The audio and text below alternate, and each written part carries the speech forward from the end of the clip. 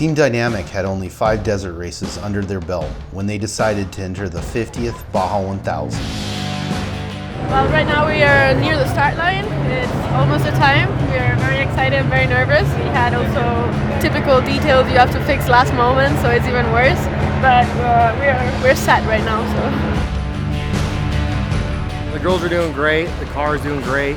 Took it out for another last-minute shakedown. It's working phenomenal. Great temperatures, great handling, great performance. We got a lot of time and prep and rebuild on it, so we're gonna take it to the finish.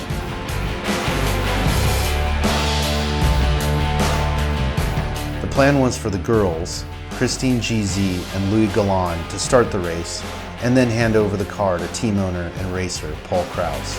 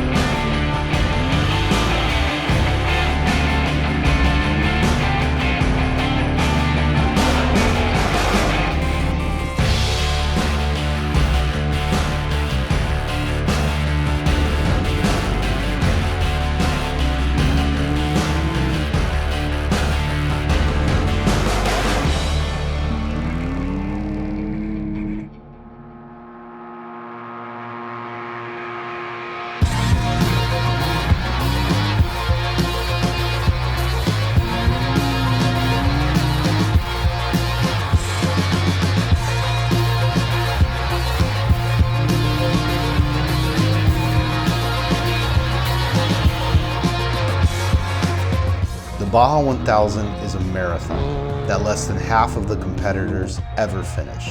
You can't win the race in the first few hundred miles, but you can definitely lose it. Christine GZ and Luy Galan started the race as planned, setting a quick but smart pace. They knew they had over 1,100 miles to drive to make it to the finish line.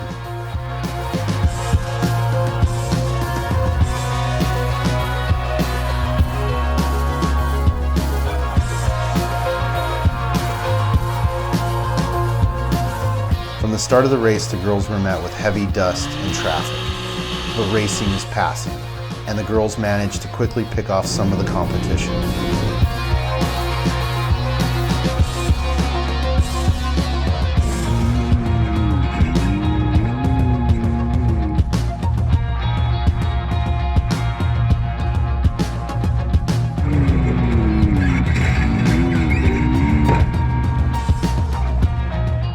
In the true spirit of Baja, the girls stopped to help out some fellow racers and then went on their way.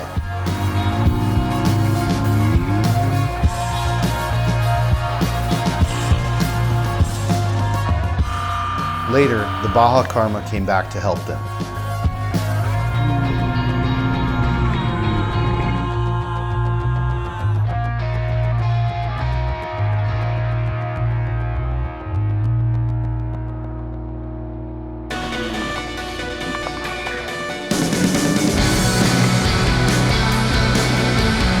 The Baja Karma came back to help them.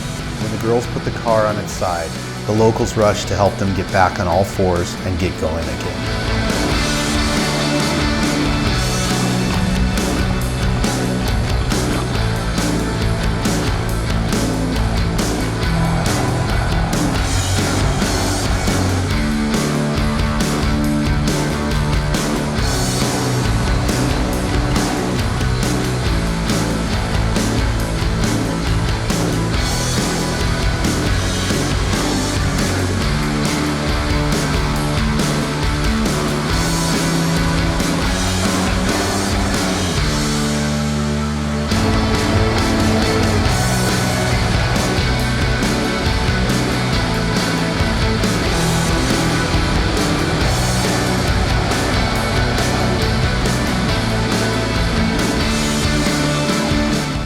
Later in the race, the girls narrowly missed a booby trap. Unfortunately, these are not uncommon in Baja.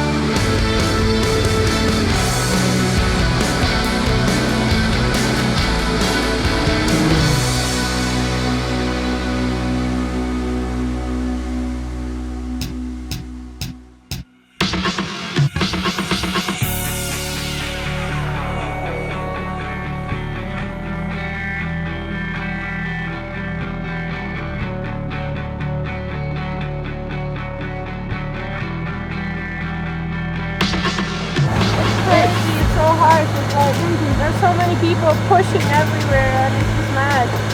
And we flipped over and then some Mexicans put us back and then we helped some guys because they were in the middle of the road and we couldn't pass. It was crazy. After a quick pit stop for fuel at race mile 160, the girls headed south towards San Felipe.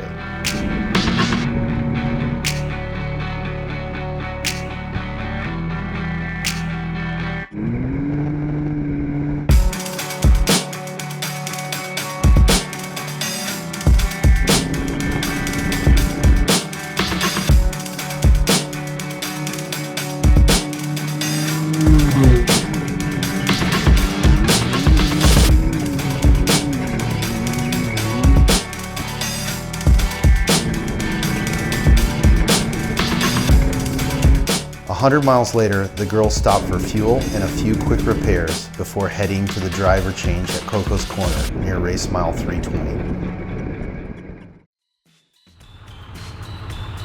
They're about to get here maybe like 500 feet, something like that.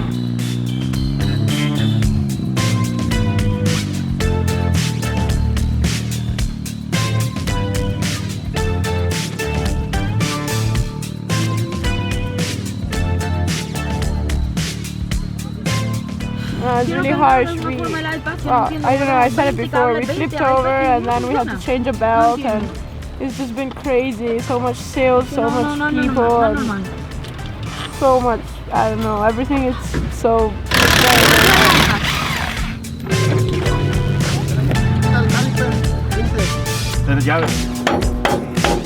Héctor, ¿tú te bandas ahí a la mano?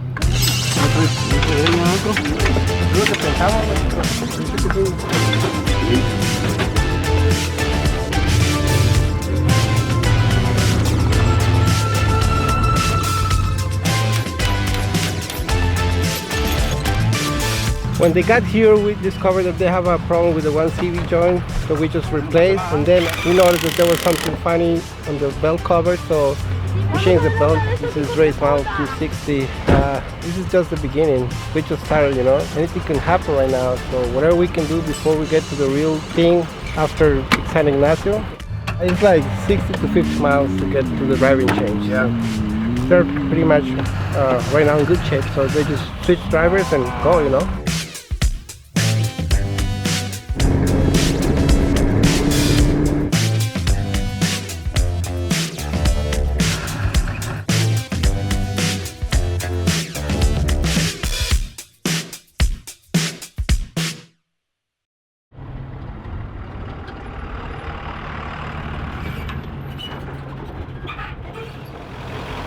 Hit to 2968. Luy, you got a copy? We're at Coco's Corner. We're at mile around 307, 313, somewhere around there, and Chad and I are going to jump in. I think we're a little bit ahead of schedule. I think the girls turned the car over, which was probably fun for them. It's about 9:35. Probably by the time they come through, it'll be a little bit closer to 10, but we're ahead of schedule, which is key, and we've had a couple of little minor issues, but we're going to get through this next section clean, gain some time, and I think we're halfway in the pack, and we're going to just keep clawing away at it. The speed of our section pre-running was phenomenal, and there's a lot of wide open, but then there's a lot of very thin with 20-foot cactuses, forest on each side of us. We're running full open, and then the end of it is King of the Hammers. We're going to take it easy. We don't know from pre-run to now what's happened to the course, and we're just going to play it a little bit cautious and get in our groove and get the wheels to the next pit and so forth. So He's going to give him a splash of gas.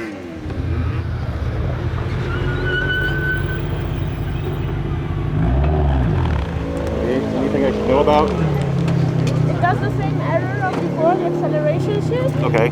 but not always, so it's fine. Okay. We changed the belt, Okay. the axle was changed, Okay. the car is perfect. Okay. It's good. It's just Okay.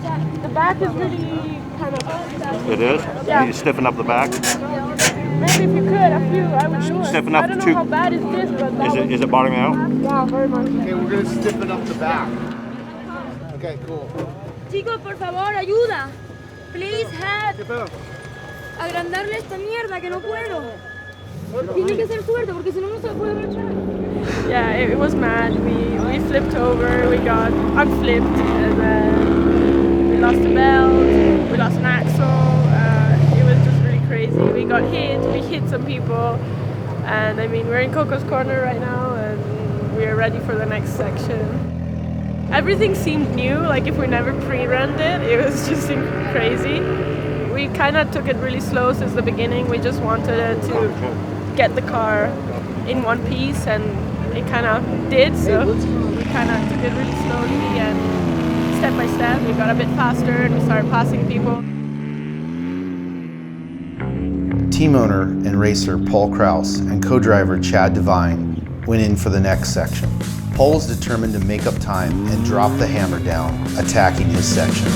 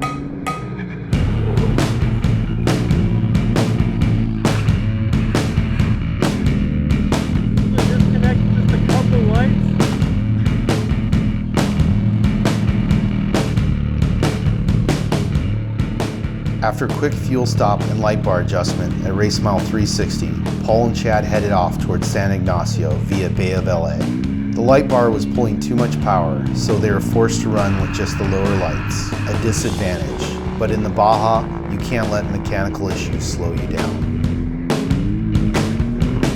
The goal is to get to race mile 620 in one piece, where Paul would hand the car over to crew chief Anthony Perez and Jason Farrell.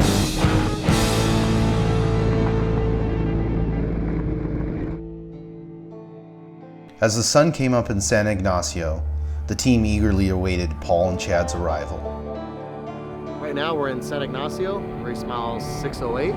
We started the race at about 1 p.m. yesterday. It's 8 o'clock a.m. right now, so we are coming up to the 24-hour mark in only a few hours.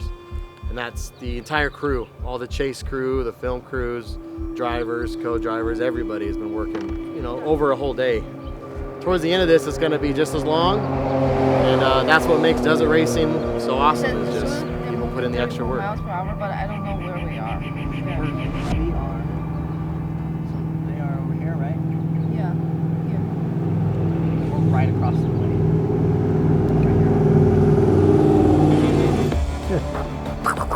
And if you can.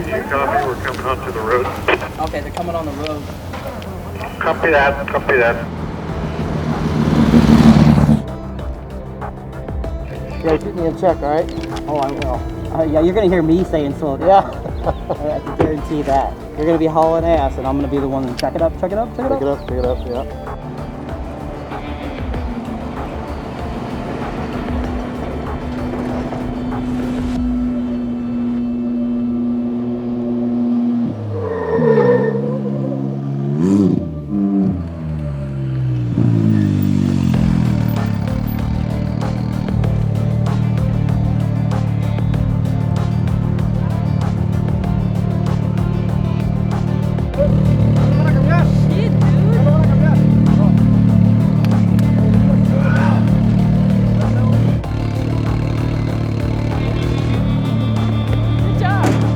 You go up to 70, 80 miles an hour, go for 3 or 4 minutes, it's going to cut back, and you're going to have to mess with it. So that's why we took so long, we babied it.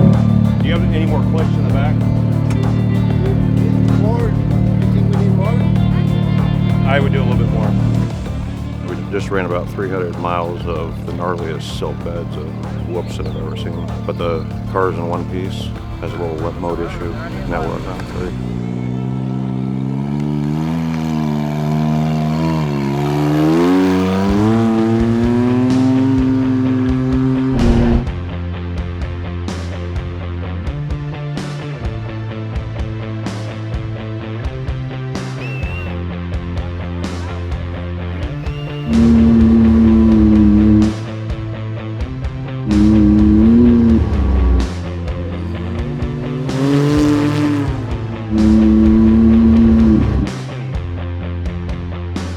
Anthony and Jason loaded in and headed off, but were quickly slowed by a failing belt.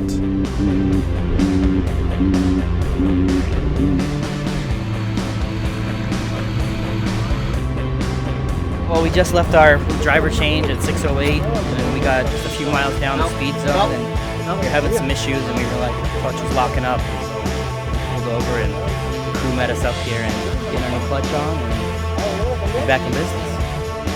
It's not if you will have failures in off-road racing, it's when and how you handle them that defines your race.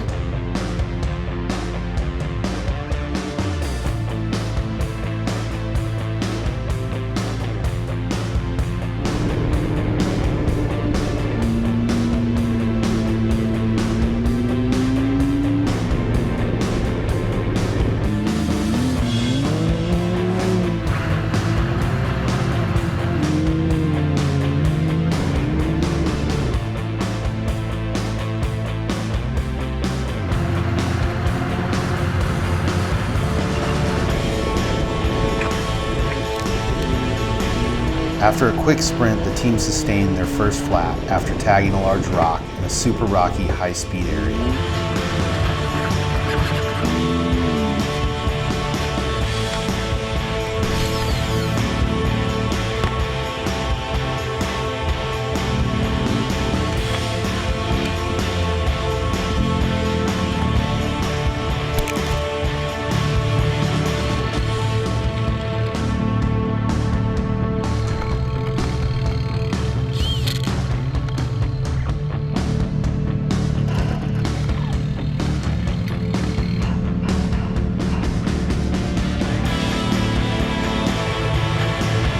Jason knocked out a quick tire change and immediately got their car moving again.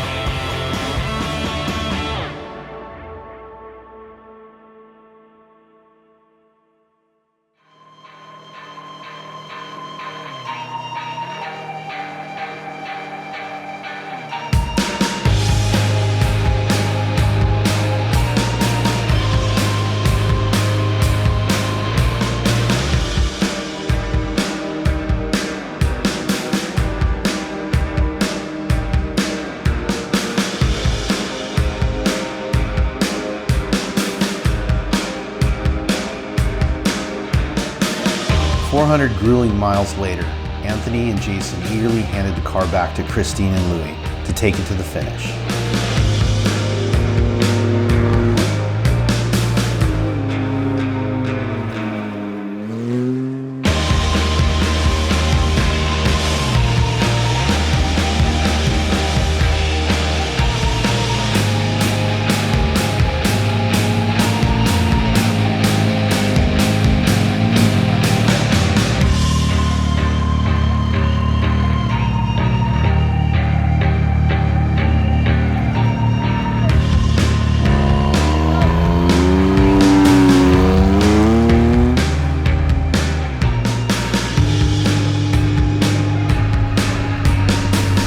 At this point, they knew they were in top 10, so getting to the finish was critical. The pressure was on. Failure was not an option.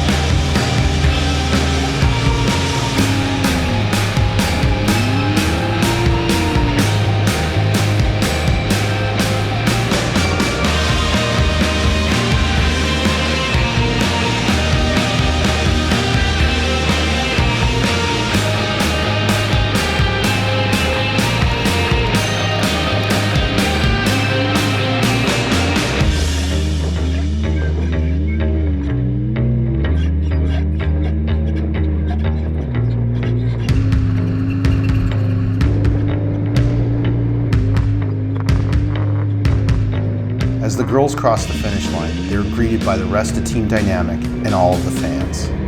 Not only did the team make it to the finish, but they ended up 7th in Pro Turbo UTV out of 26 cars in their class at their very first Baja 1000. It's amazing. We can't believe it still. It's been super hard and super long, but we're here finally. Like, I can't believe we were getting nearer.